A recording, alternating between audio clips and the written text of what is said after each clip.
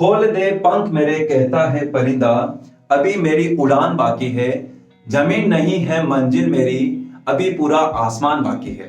तो बच्चों, आप भी अगर किसी क्लास के अगर टॉपर हो, क्लास में अगर आपकी अच्छी रैंक आ रही है, अगर आप 90 95 तक अगर आप स्कोर कर पा रहे हो, तो ऐसे में बच्चों ये वीडियो आप लोगों के लिए बहुत ही हेल्पफुल रहने वाली है। क्योंकि इस वीडियो के अंदर मैं आपको बताने जा रहा हूं कि किस तरीके से एग्जाम्स के 1 मंथ पहले कि हम कैसे प्रिपरेशन करें कि हमारे जो 90% के जो 90% जो अभी अपन अचीव कर रहे हैं उसको 100 तक पहुंचा सकें। यानी कि आप लोग क्या कर सको कि सिर्फ क्लास के टॉपर नहीं बल्कि आप अपने स्टेट के टॉपर बन सको। तो इस वीडियो में बच्चों आपको एंड तक बने रहना है। यकीनन ये वीडियो आपके लिए बहुत हेल्पफुल रहने वाली है। तो चलिए स्टार्ट करते हैं। तो देखो बच्चों, अगर आप भी क्लास के टॉपर हो तो मैं आपसे ये चीज तो एक्सपेक्ट कर ही सकता हूं कि आपने अभी तक अपना सिलेबस तो कंप्लीट कर चुके ही होंगे। एक बार तो कंप्लीट किया ही होगा। केवल सिलेबस नहीं, केवल सिलेबस स्कूल में होने की बात नहीं की जा रही बच्चों, आपने सिर्फ उसको एक बार तो कंप्लीट रिवाइज कर ही लिया होगा।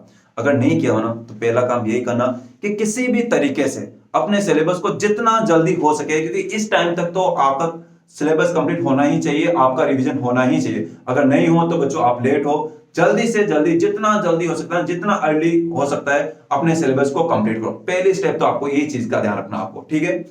अब देखो सेकंड थिंग, आपको ये भी मैं आपसे अभी तक एक्सपेक्ट करके चलूंगा कि आपने ये चीज अभी तक कर चुके होंगे कि एनसीईआरटी के जो भी इंटेक्स क्वेश्चन है, जो भी एग्जांपल है, जो भी एक्सरसाइज क्वेश्चन है, हर एक क्वेश्चन को आप लोगों ने अच्छे से प्रैक्टिस किए होंगे, अच्छे से प्रैक्टिस किया। ये चीज बच्चों, ये दोनों चीजें ना ये आपके अभी तक पूरी होनी चाहिए, तभी आप क्लास के टॉपर बच्चों, अदरवाइज कमी है।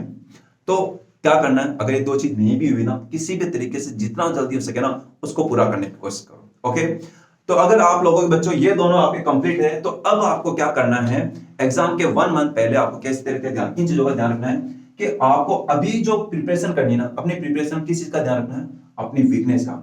एग्जाम के 1 महीने पहले बच्चों, अभी इस समय आपको सिर्फ और सिर्फ अपनी वीकनेस को पकड़ना है। आपकी जो भी कमजोरी है ना उस कमजोरी को पकड़ना है और उसको स्ट्रॉन्ग, अपनी जो वीकनेस है उसको बच्चों अपनी स्ट्रॉन्ग, अपने उसको स्ट्रेंथ बनानी है, आपको उसको अपनी स्ट्रेंथ बनानी है। आपको इस चीज का ध्यान रखना आपको, क्योंकि आपको being a topper of the class, आपको एक भी सिंगल क्वेश्चन में हाफ क्वेश्चन भी आपको डिटेक्ट नहीं करवाना है एग्जामिनर से, इस चीज का ध्यान रखना। तो कहीं पे भी हमारे नंबर नहीं कटने चाहिए। ओके, तो बात आती है कि सर हमारी वीकनेस हमको मालूम कैसे लगे।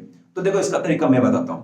एक तो तरीका ये हो सकता है कि अभी देखो आपके प्री बोर्ड चल रहे होंगे, आपके स्कूल में प्री बोर्ड चल रहे होंगे, अगर नहीं चल रहे होंगे तो हो रहेंगे, आपके बहुत जल्द होने वाले। नहीं तो इससे पहले आपके क्लास के अंदर टेस्ट हुए होंगे, तो आपके कहीं ना कहीं तो नंबर कटे होंगे ना। तो जहां पर भी आपके नंबर कटे ना, उन टॉपिक को पकड़ लो और उनको अच्छे से बचो, उनको लिख लिख के उनको रिवाइज करो अच्छे तरीके से, उनको अपनी पकड़ बना लो, मतलब उस चीज को, वहां पर आपके नंबर नहीं कटने चाहिए, ठीक है। इसके अलावा आप लोग किस चीज का ध्यान रख सकते हो कि जो भी आपने देखो पूरी बुक के अंदर, देखो आपको यार टॉपर हो तो आपको ये चीज की तो दिक्कत नहीं होगी भाई पूरी बुक की समझ में नहीं आ रही है, ऐसा नहीं होगा। क्या हो सकता है ज्यादा ज्यादा आपके साथ में कि हो सकता है कि जो भी आपकी 14-15 चैप्टर है उनमें से किसी एक चैप्टर में दिक्कत आ रही हो, या फिर उस चैप्टर के किसी एक टॉपिक में दिक्कत आ रही हो, या फिर किसी एक क्वेश्चन में दिक्कत आ रही हो। यही तो होगा ना प्रॉब्लम। ऐसा नहीं होगा कि पूरा चैप्टर ही समझ नहीं आ रहा, बहुत ही कम होगा। तो जिस अगर किसी चैप्टर में दिक्कत आ भी रही ना, तो उस चैप्टर को पकड़, उस चैप्टर को अच्छे से तैयार कर ले, चैप्टर को तैयार कर। चैप्टर में नहीं है, टॉपिक में दिक्कत हो तो टॉपिक को पकड़ ले।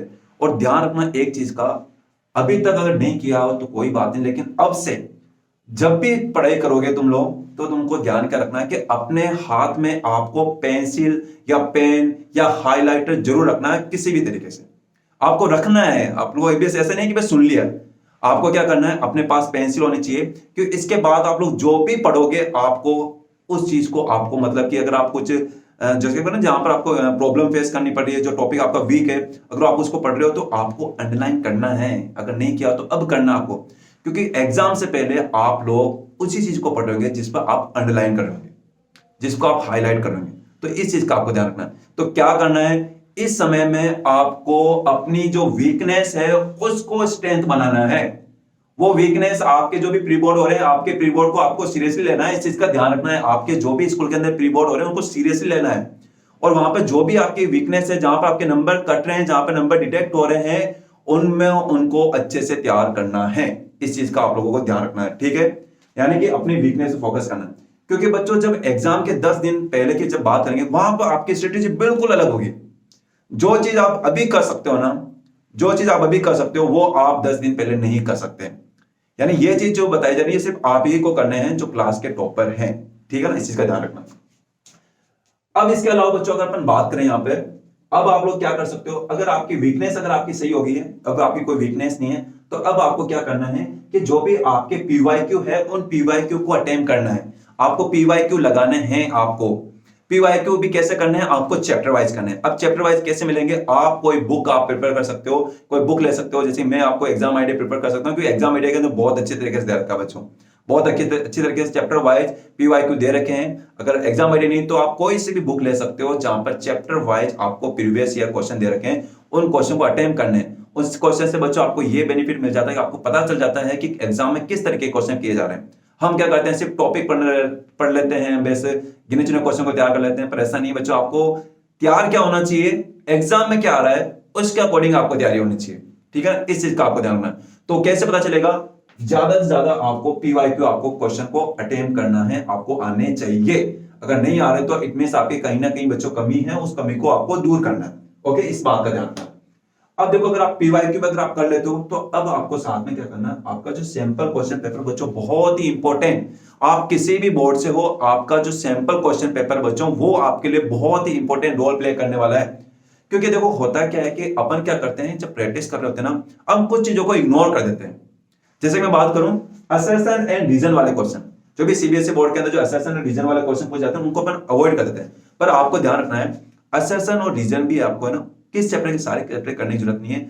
आपको सैंपल क्वेश्चन पेपर उठाना है, उस क्वेश्चन पेपर के अंदर जिस जिस चैप्टर से असर्शन एंड रीजन के क्वेश्चन पूछे जा रहे हैं उस चैप्टर के असर्शन और रीजन के क्वेश्चन को अटेम्प्ट करो।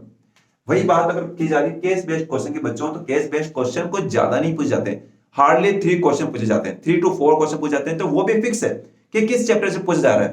तो अपने सैंपल क्वेश्चन पेपर को उठाओ, किस चैप्टर से वो केस बेस्ड क्वेश्चन है, उस चैप्टर के केस बेस्ड क्वेश्चन को प्रिपेयर कर लो, अच्छे से तैयार कर लो, ठीक है, इस चीज का आपको ध्यान रखना। ओके, तो बच्चों ये है आपकी स्ट्रेटेजी जो भी क्लास के टॉपर है। अब ये 10 डे बिफोर एग्जाम क्या लिखा हुआ है, इसका मतलब ये है कि ध्यान रखना ये जो भी चीजें आपको बताई जा रही, जो मैं आपको कह रहा हूं, ये आपको एग्जाम के 10 दिन पहले कंप्लीट कर लेनी है किसी भी तरीके से।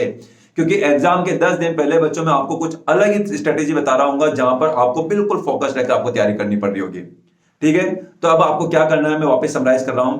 आप लोगों को किसी भी तरीके से किसी भी हाल में अभी तक आपका सिलेबस कंप्लीट होना चाहिए। सिलेबस कंप्लीट यानी कि रिवाइज हो चुका होना चाहिए। आपके एनसीईआरटी के हर एक क्वेश्चन आपके किए हुए होने चाहिए। आपकी वीकनेस आपको अभी स्ट्रेंथ बनाना है, उसको जितने भी आपकी कमजोरी जहां पर आपके नंबर डिटेक्ट हो रहे हैं, जहां पर नंबर कट रहे हैं, उनको आपको अच्छे से प्रिपेयर करना है। और साथ साथ पीवाईक्यू क्वेश्चन लगाने हैं, ये जो सैंपल क्वेश्चन पेपर उसको अच्छे से एनालाइज करना है कि कहां से किस टाइप के क्वेश्चन पुटअप हो रहे हैं। और एक चीज का और बच्चों ध्यान रखना, आप लोग एक चीज का खास कर ध्यान रखना है कि हम जो बीइंग ए टॉपर बच्चों, आपको क्या करना है कि आप जब प्रैक्टिस करो ना तो आप लोगों को सेम टाइप के क्वेश्चनों को अटेम्प्ट नहीं करना है, इस चीज का ध्यान रख लो। मैं बार बार कह रहा हूं, जोर देकर कह रहा हूं। हम अक्सर ये गलती कर जाते हैं कि भाई हम सेम टाइप के क्वेश्चनों को बार बार प्रैक्टिस कर रहे होते हैं, उन्हीं को बार बार याद कर रहे होते हैं, जो आपको याद है उसी को याद कर रहे होते हैं। आप वीक नहीं हो, आप एवरेज नहीं हो, आप एवरेज से बढ़कर हो। तो आपको क्या करना है कि आपको डिफरेंट टाइप ऑफ क्वेश्चन को प्रैक्टिस करना है। आपको ज्यादा से ज्यादा क्वेश्चन प्रैक्टिस करने हैं, ज्यादा से ज्यादा। आप कोई और बुक आप प्रिफर कर सकते हो, पर आपको ज्यादा से ज्यादा क्वेश्चन प्रैक्टिस करने हैं। ऐसा इसलिए क्योंकि जब आप लोग एग्जाम में बैठे हो तो ऐसा एक भी क्वेश्चन नहीं होना चाहिए जो आपका किया हुआ नहीं हो। आपका हर एग्जाम में आया हुआ हर क्वेश्चन आपका किया हुआ होना चाहिए, आपके हाथ से निकला हुआ होना चाहिए, आपके आंखों के सामने से निकला हुआ होना चाहिए। ध्यान रखना, इस चीज का ध्यान रखना। क्योंकि आप लोग बच्चों की आपकी देखो, आप क्लास के टॉपर बन चुके हो तो आपकी जो मतलब जो याद करने वाली वो तो अच्छी है ही आपका आईक्यू ठीक है, बढ़िया, आप अच्छे से याद रख सकते हो किस चीज को आप लोग। तो आप लोगों को एक ही चीज को बार बार प्रैक्टिस नहीं करनी है, आपको करना है different type of question practice करना है। आपको बार बार किस चीज को करना है, आपको जहां पर आपकी वीकनेस हो, जो चीज आपको लग रही है अटकारी है, रगड़ डालो उसको बढ़िया से, तबियत से, ठीक है ना। और आपको इस तरीके से तैयारी कर, कहते हैं ना कि भाई कि किसी भी काम को करो तो इस तरीके से करो कि उस काम को भी आप पर गर्व हो कि आपने उस काम को किया है।